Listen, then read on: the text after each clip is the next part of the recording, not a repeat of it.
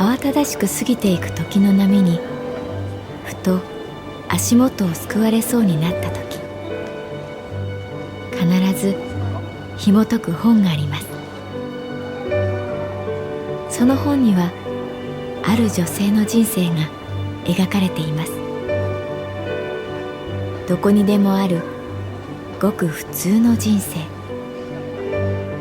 でも本の中の彼女に出会うと、心の湖に波紋が幾重にも広がるように、ゆっくりと優しい言葉が満ちていきます。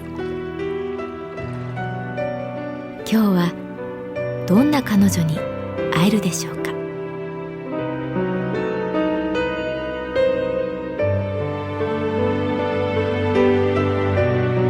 サウンドライブラリー、世界に一つだけの本。朗読は私木村多江がお送りいたします。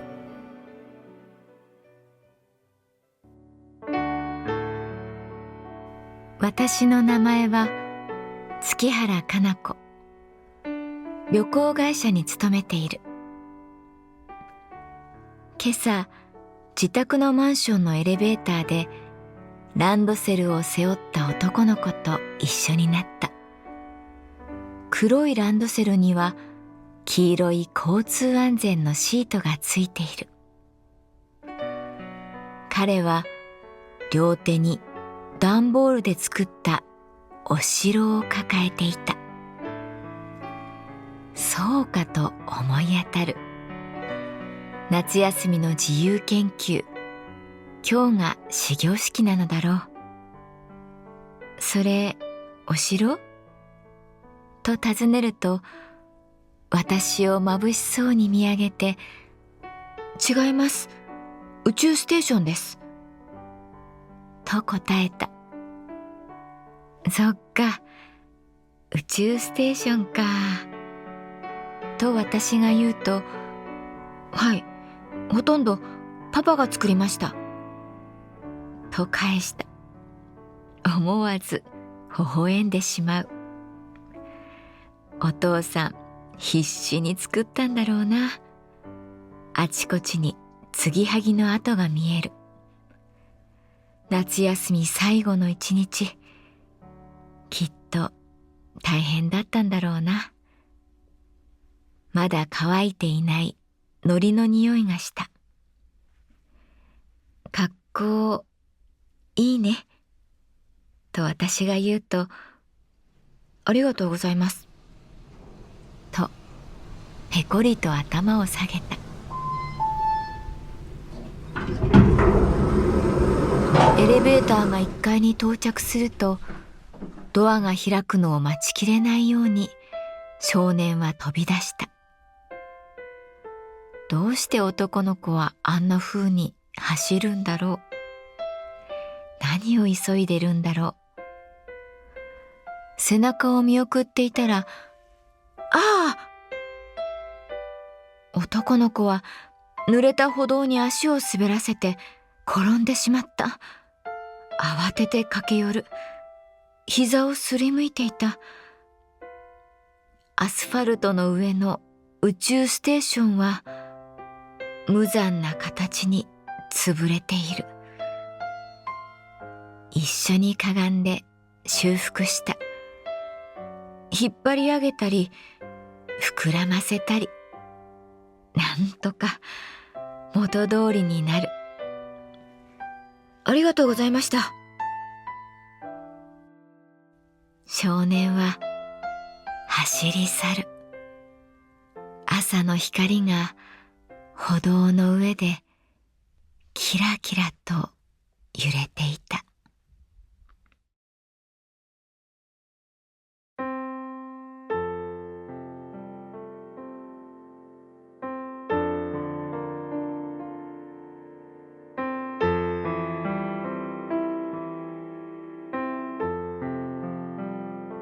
あれは小学4年生の夏だった。父は警察官で転勤が多く、私はその小学校に転校してきたばかりだった。気負いとプライドがあったのだろう。夏休みの自由研究には力を入れていた。もともと目立つことが嫌いで引っ込み思案なくせに妙な自己顕示欲があり、ここだけは譲れないというものには評価や称賛を求める傾向があった。例えば書道。初めて通った書道教室の先生が「かなこちゃんはうまいなあ。こりゃあたまげたよ」と褒めてくれた。後に母が「あのおじいさん先生、生徒を辞めさせないために一生懸命褒めるのよ」などと話していたが、私はその白いひげの先生を信じることにした。実際クラスの中の一番に選ばれて体育館に貼られたりした。自信というのは秘めたパワーを引き出すのだろうか。私は書道に関しては誰にも負ける気がしなかった。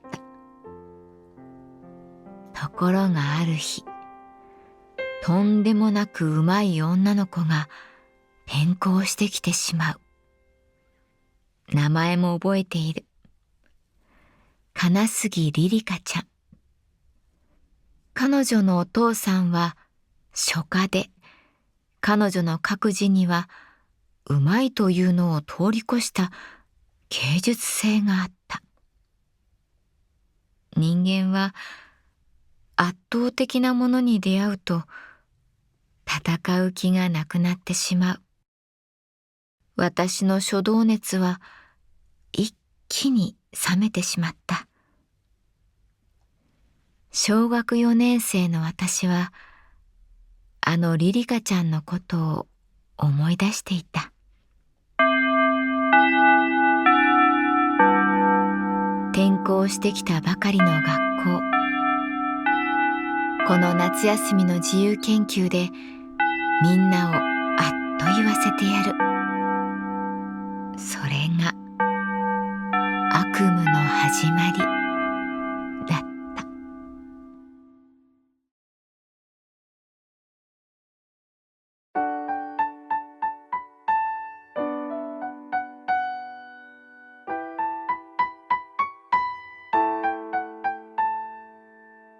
夏休みの自由研究。私は段ボールでお城を作ろうと思った。それもとんでもなく大きなお城。何枚もデッサンを描く。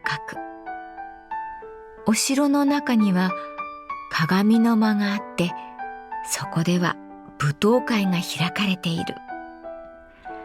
塔の上には王女の眠る部屋があり、そこにはふかふかのベッドがあって、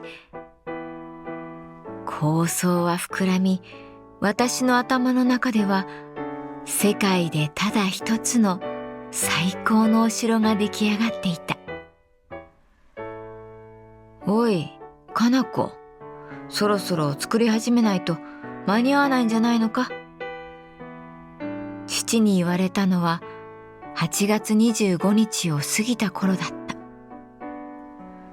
段ボールを買いに行きたいと言うと、父は朝日屋さんでもらえばいいよと言う。朝日屋さんというのは近所のスーパー。おせんべいのマークの入った段ボールをもらい、それで組み立てる。どう隠してもおせんべいのマークが見えてしまう。にっこり笑ったおばあさんの顔。私は悲しくなって泣いてしまった。こんなのお城じゃないよ。すると父は、色を塗ればいいだろうと怒った。でも、後で母に聞いたのだけれど、こっそり段ボールを買いに行ってくれたらしい。夏休み最後の一日、大騒ぎだった。お城が完成しない。父も母も夜を徹して手伝ってくれた。結局私は寝てしまい、作り上げたのは父だった。翌朝、目をこすりながら起きると、テーブルの上にお城。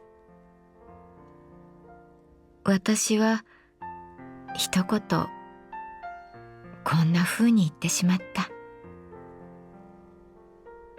なんか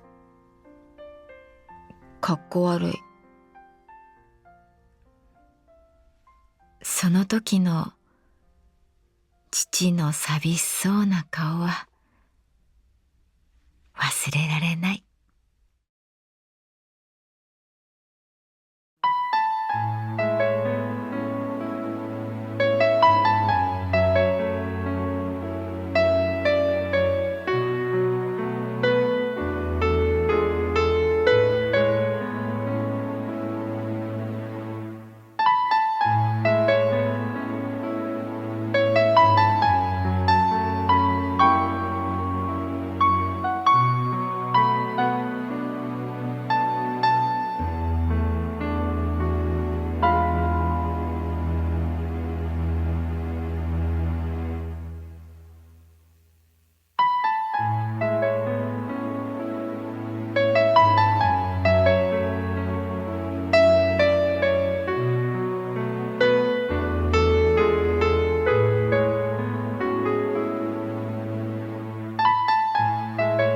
サウンドライブラリー、世界に一つだけの本。作北坂雅人、演出広島聡、朗読は私木村多江でお送りいたしました。